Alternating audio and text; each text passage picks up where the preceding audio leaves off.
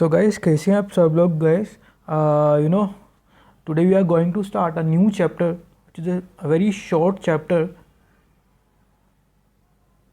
Mutual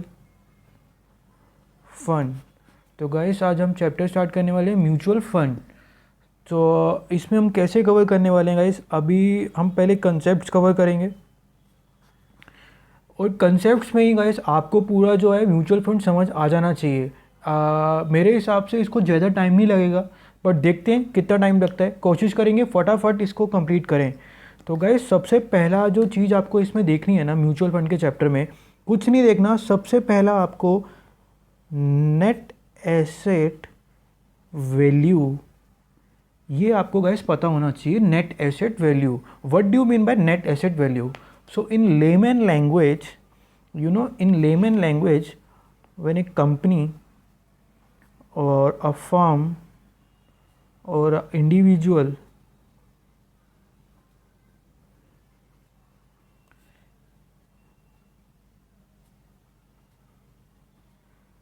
how they know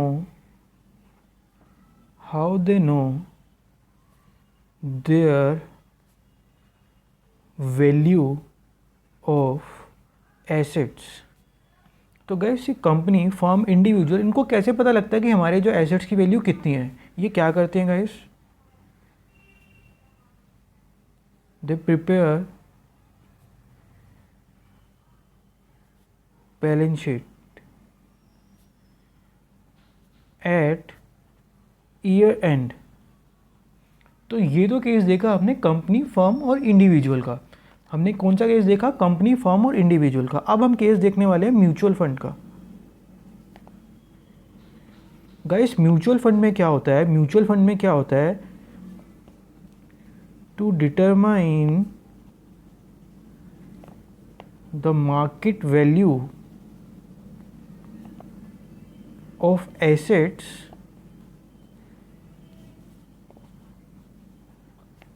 mutual fund companies have to compute net assets value on daily basis. It is just like a balance sheet which companies prepare. Balance sheet companies के case में वो prepare करते हैं year and पर, और mutual fund के case में वही बैलेंस शीट रेगुलर प्रिपेयर होती है. तो guys net assets value is same. बिल्कुल भी आपको स्ट्रेस नहीं देना नेट एसेट्स वैल्यू के ऊपर. नेट एसेट्स वैल्यू क्या होती है? It's just like an balance sheet. तो बैलेंस शीट में गाइस क्या क्या कंपोनेंट आते हैं? एसेट्स आते हैं और लाइबिलिटीज आती हैं. तो बिल्कुल मैंने आपको बोला ना कि बैलेंस शीट है नेट एसेट्स वैल्यू, तो बिल्कुल मेरी बात मान लीजिए, बिल्कुल बैलेंस शीट होती है. मैं आपको करके भी दिखाता हूँ. सपोज बैलेंस शीट में हम यहाँ पर लिखते हैं अपने एसेट्स, लिखते हैं सारे. तो म्यूचुअल फंड के केस में एसेट्स कौन कौन से होते हैं? Investment in equity shares, investment in bonds, investment in government securities, investment in debentures and etcetera etcetera etcetera. ये होती है एसेट्स. अब लाइबिलिटीज़, मैंने तो बोला था balance sheet, NAV balance sheet होती है. तो आप पूछेंगे बैलेंस शीट होती है, अच्छा तो आपने एसेट्स तो लिख दिए, लेकिन आपने वो क्यों नहीं लिखा, वो क्यों नहीं लिखा? मैंने कहा क्या आप बोलते हैं लाइबिलिटीज़ कहाँ गई भैया? Liabilities, suppose portfolio manager fees is outstanding. तो गाइस इसमें से ना उसको माइनस करेंगे. और भी कोई हमारे अगर खर्चे होते हैं, कुछ भी आप आउटस्टैंडिंग एक्सपेंसेस जितने भी होते हैं हमारे, वो सब यहाँ पर माइनस हो जाएंगे. तो इसको बोलते हैं नेट एसेट्स वैल्यू. ये हमारी आती है नेट एसेट्स वैल्यू. ठीक है गाइस. और जब एसेट्स कैलकुलेट करते हुए एक आइटम और आती है कैश इन हैंड. दोनों में आती है. जब कंपनी की बैलेंस शीट बनाते हैं उसमें भी आती है और इसमें भी आती है, म्यूचुअल फंड की कैश कैलकुलेट करते टाइम. तो गाइस म्यूचुअल फंड का कैश कैसे कैलकुलेट करते हैं वो भी एक बार देख लेते हैं. How to compute cash balance ये सब जितनी भी चीज़ें बता रहा हूँ आपको, जो प्रैक्टिकल क्वेश्चन जब आप करोगे ना गाइस, बहुत आपको बहुत हेल्प करेंगी। How to compute cash balance in case of mutual funds. तो सबसे पहले गाइस हमारे को ना ओपनिंग बैलेंस गिवन होगा, ओपनिंग बैलेंस गिवन होगा। उसके बाद हम क्या करेंगे, ओपनिंग बैलेंस गिवन होगा, अगर कोई डिविडेंड हमारे को पूरे साल में मिला होगा उसको हम कर देंगे प्लस, डिविडेंड को क्या करेंगे प्लस, या फिर कोई इंटरेस्ट हमारे को मिला होगा, very sorry guys, very sorry, sorry for the inconvenience guys. तो मैंने बोला ओपनिंग बैलेंस यहाँ प्लस करेंगे, डिविडेंड प्लस कर देंगे, इंटरेस्ट प्लस कर देंगे, है ना, यही बोला ना मैंने, ओपनिंग बैलेंस, डिविडेंड और इंटरेस्ट ये सब चीज़ें प्लस कर देंगे। फिर अगर कोई खर्चा है, अगर कोई खर्चा है, एक्सपेंस हमने इनकर करा, तो वो भी यहाँ पर क्या कर देंगे, माइनस कर देंगे उसको। और इसके अलावा भी गाइस बहुत चीज़ें जो क्वेश्चन के ऊपर डिपेंड होगा। तो ये हमारा क्लोजिंग बैलेंस निकल आएगा, क्लोजिंग बैलेंस निकल आएगा। ये क्लोजिंग बैलेंस उठकर ना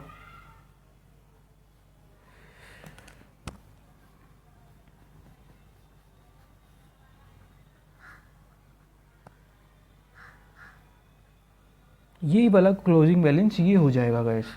तो हम इसको कुछ ऐसे म्यूचुअल फंड का क्वेश्चन जब आएगा तो कुछ ऐसे हमारे को एनएवी निकालनी होगी। तो एक एग्जांपल लेते हैं, उससे प्रैक्टिकल हम करके देखेंगे।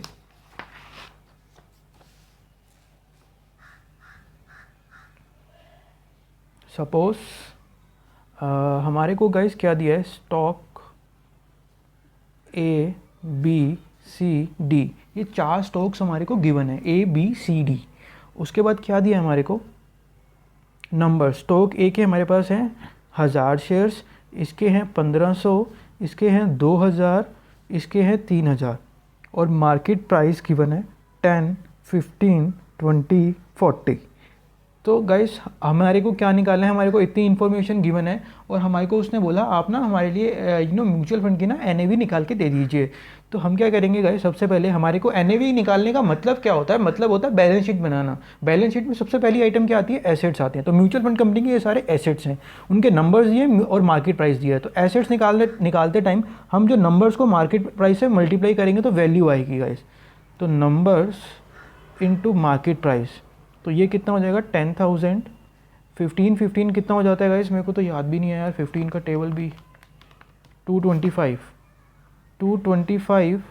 और 1 2 और 2 to the 4, 1 2 3 4, 4 3 the 12 एंड 1 2 3 4, इसमें 3000 इंटू 40, ठीक है 1,20,000। तो ये टोटल कितना है, 1,20,000, 40,000, 22,500 प्लस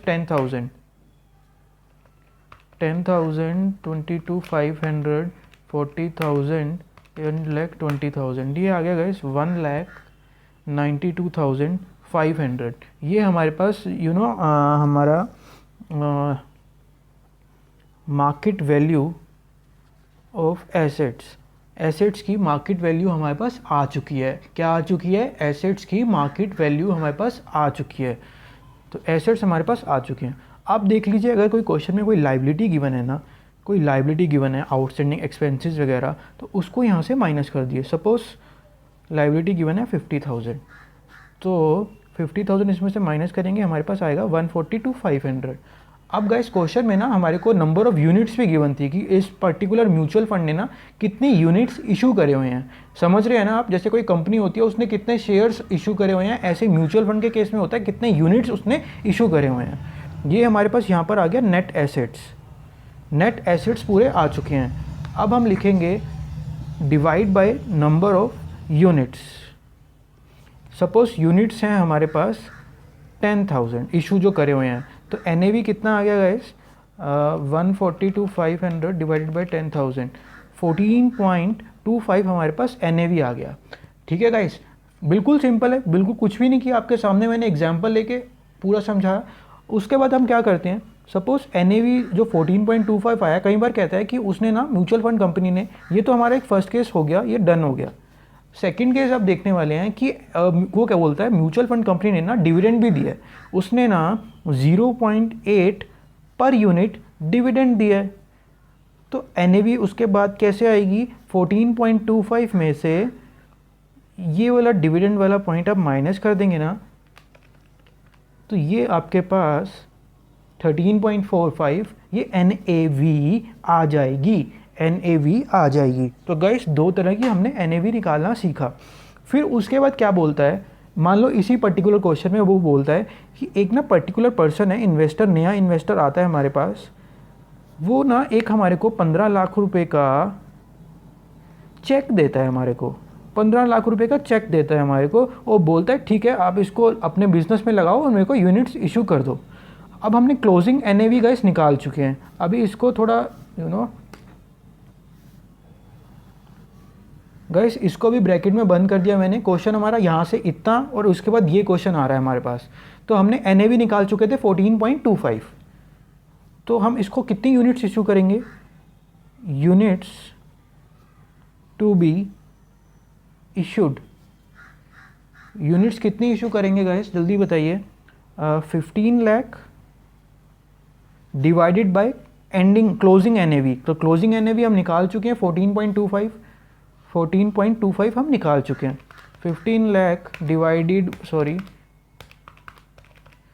15 लाख डिवाइडेड बाय 14.25, तो ये हमारे पास 10526.3.16 इतनी यूनिट्स हमारी आ गई हैं, इतनी यूनिट्स हमारे पास आ गई हैं। तो एक सेकेंड, तो इतनी यूनिट्स 1,52,000 कितना है, हाँ 1,05,263 units we have to issue to this particular investor. लेकिन अब जो ये 15 लाख रुपए आया, वो बोलता है ये जो 15 लाख रुपए आया ना, ये तो फर्स्ट पॉइंट हो गया। अब सेकंड पॉइंट हो गया, जो 15 लाख रुपए आया इसको यूटिलाइज कैसे किया। तो कंपनी कहती है हमने पता क्या किया, हमने ना ये आप देख रहे हैं यहाँ पे गाइस स्टॉक देख रहे हैं, वो कहता है कि हमने ना स्टॉक सी में ना कुछ पर्टिकुलर शेयर्स हमने खरीद लिए। सपोज वो कहता है सी कंपनी के ना हमने कितने शेयर्स खरीद लिए, हमने ना 2 लाख शेयर्स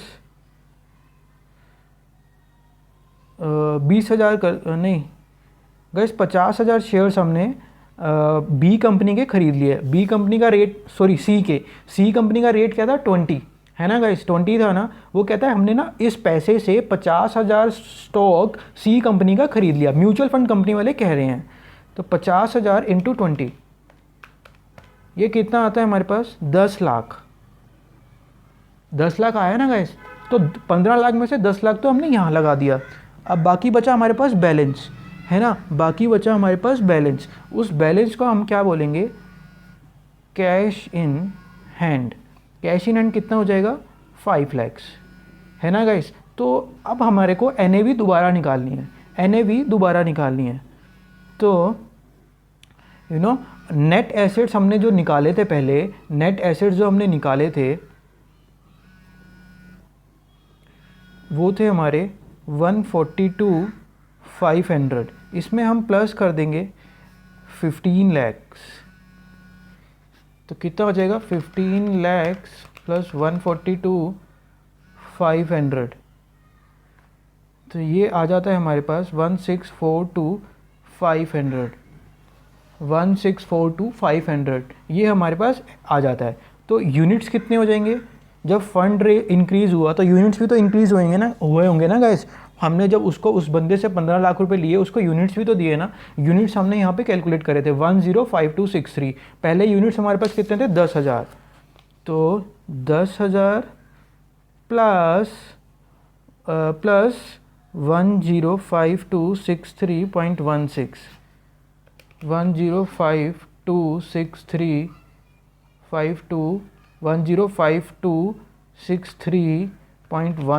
प्लस 10,000, तो ये आया गाइस 115263.16। ये यूनिट्स आ गए इतने। तो इसको इससे डिवाइड कर दीजिए, 1642500 डिवाइडेड बाय 115263.16 डिवाइड कर दीजिए। तो जो आपकी न्यू NAV आई ना वो 14.25 आपकी न्यू NAV आ गई। तो गाइस ये हमने कुछ NAV निकालने का मेथड देखा। तो आई होप मोस्टली जो कंसेप्ट है आपका इसी में कवर हो जाएगा गाइस। ये हमने एग्जाम्पल नंबर 1 देखा, एग्जाम्पल नंबर 1 देखा हमने। उसके बाद अब हम देखने जा रहे हैं एग्जाम्पल नंबर 2। कुछ भी है कुछ नहीं है गाइस, जो हमने समझा है ना बस वही है, बट एक बार उसको ढंग से देखने का नज़रिया है। तो देखते हैं एक बार एग्जाम्पल, एक और एग्जाम्पल देख लेते हैं, एग्जाम्पल 2, ज़्यादा क्लियरिटी हो जाएगी। गाइस क्वेश्चन हमारे को पता है कैसे देगा, वो बोलेगा, एक सेकेंड,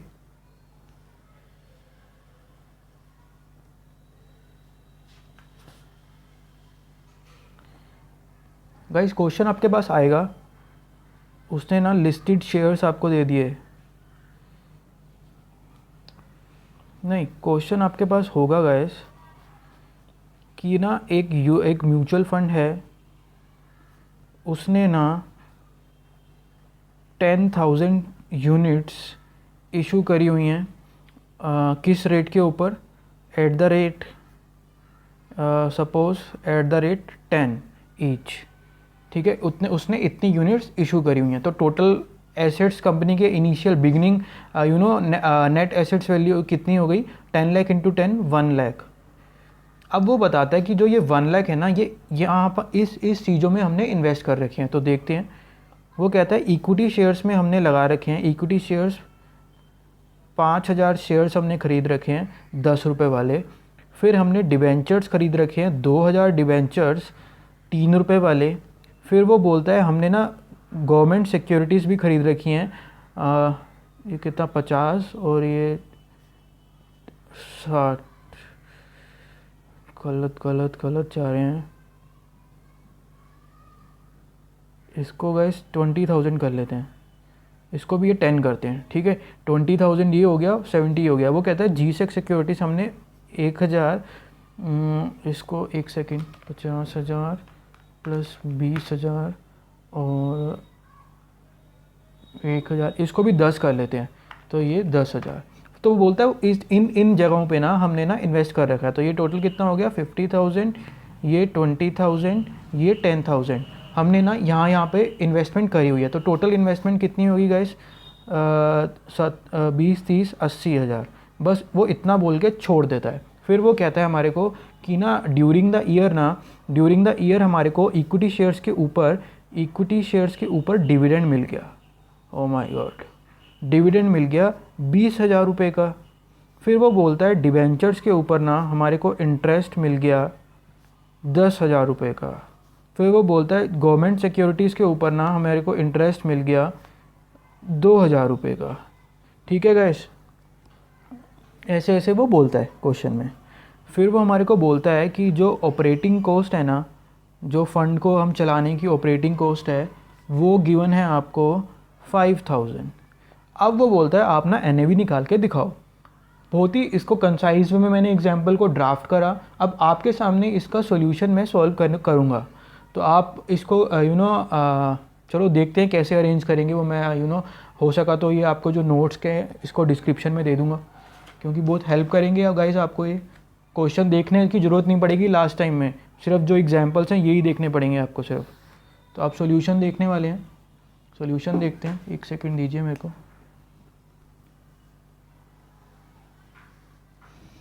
तो सॉल्यूशन देखते हैं गाइस।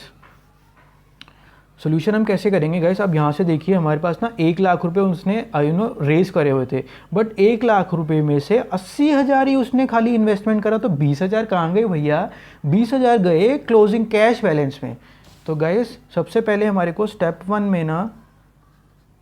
वन में कैलकुलेशन ऑफ कैश बैलेंस निकालना होगा, कैलकुलेशन ऑफ कैश बैलेंस निकालना होगा।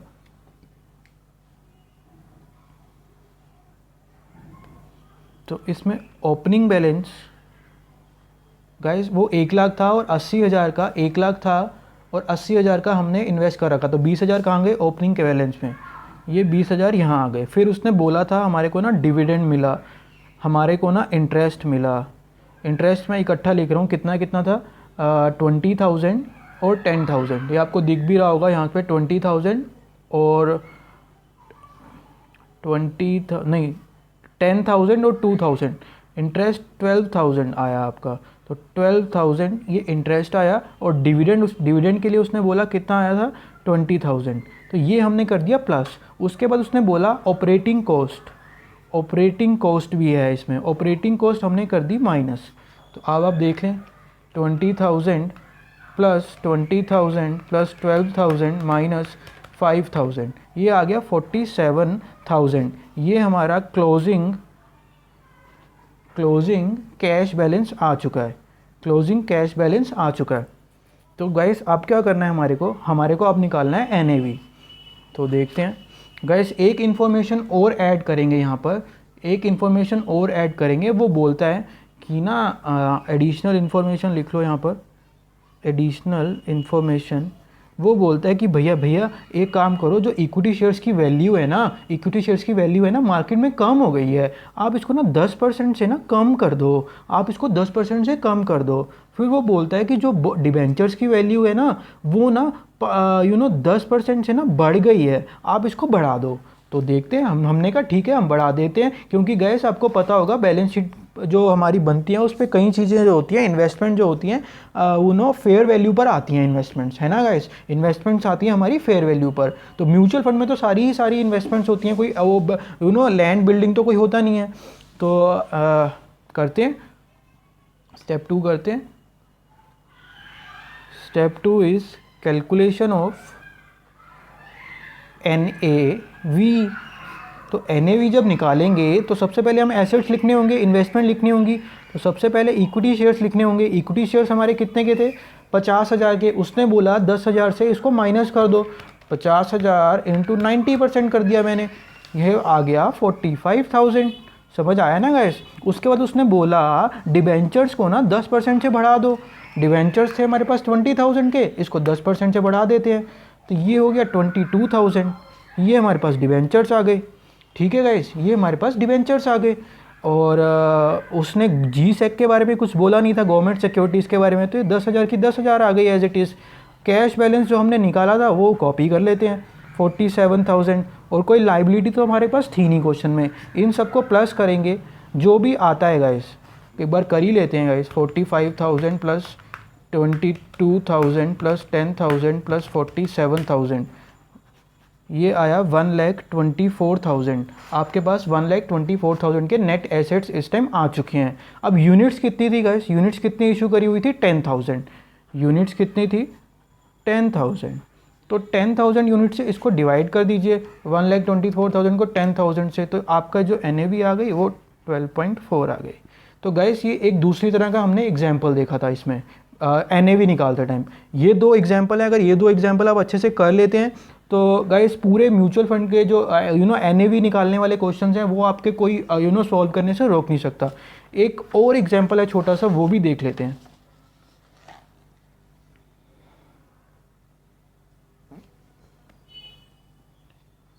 ये एग्जाम्पल नंबर 3 गाइस, वो बोलेगा क्या कि ना आपको ना नेट एसेट वैल्यू ना येस्टरडे यानी कि पिछले दिन की आपको NAV दी हुई है। वो बोलेगा 150 ना पिछले दिन की NAV आपको दी हुई है। फिर वो बोलता है कि ना एप्रिसिएशन हुआ, हमारे जो नेट एसेट्स वैल्यू का ना एप्रिसिएट हो गया इस साल, तो एप्रिसिएशन को प्लस करेंगे। फिर वो बोलेगा एप्रिसिएशन तो हुआ यार, फिर बाद में ना डेप्रिसिएशन भी हो गया, ठीक है भाई, उसको हमने माइनस कर दिया। फिर बोलेगा कि ना डिविडेंड एंड इंटरेस्ट हमारे को मिला, ठीक है, हमने उसको प्लस कर दिया। फिर बोलेगा कि ना हमारे को ना लॉस हो गया, लॉस को हमने माइनस कर दिया। फिर बोलेगा एक्सपेंसेस इतने थे। तो गाइस इस केस में ना कैश बैलेंस नहीं दिया हुआ था, कैश बैलेंस नहीं था। अगर कैश बैलेंस दिया होता तो हम अलग से एक कैलकुलेशन करते कैश बैलेंस की, और कैश बैलेंस की जब कैलकुलेशन करते ना तो ये आइटम भी यहाँ नहीं आती, ये इसको यहाँ भी लिख सकते थे, वहाँ भी लिख सकते थे, और ये आइटम भी यहाँ नहीं आती। ये हमारी कैश वाली कैलकुलेशन में जाती और वहाँ से बैलेंस उठ के यहाँ आ जाता। लेकिन गाइस इसमें कोई स्ट्रिक्ट रेगुलेशन नहीं है कि हाँ भाई आपको वही दो कैलकुलेशन करनी है, इसको फिगर को वहीं उठा ले जाके आपको नेट एसेट वैल्यू निकाल कर दिखानी है एग्जामिनर को, चाहे आप कैसे भी निकाल कर दिखाओ। इस क्वेश्चन को सॉल्व करते हुए net cash balance, opening cash balance था नहीं, तो क्लोजिंग कैश बैलेंस निकालने का मतलब ही नहीं बनता था। तो मतलब नहीं बनता था, तो हमने इसी में अब इसको एडजस्टमेंट तो करनी थी ना गाइस। अगर डिविडेंड हमारे को मिला है तो नेट एसेट वैल्यू में कहीं ना कहीं तो एडजस्ट करना था ना, तो हमने इसी में इसको एडजस्ट कर दिया, इसी में हमने उसको एडजस्ट कर दिया। तो जो भी वैल्यू आई, सपोज ये आता है 1500, डिवाइड कर देंगे यूनिट से, यूनिट सपोज थी 100, तो NAV आ गई 15। तो गाइज ये 3 एग्जाम्पल्स हमने NAV के ख़त्म करे। पार्ट 1 हमने इसके साथ ख़त्म करा। अब हम बात करेंगे पार्ट 2 की, बात करेंगे पार्ट 2 की।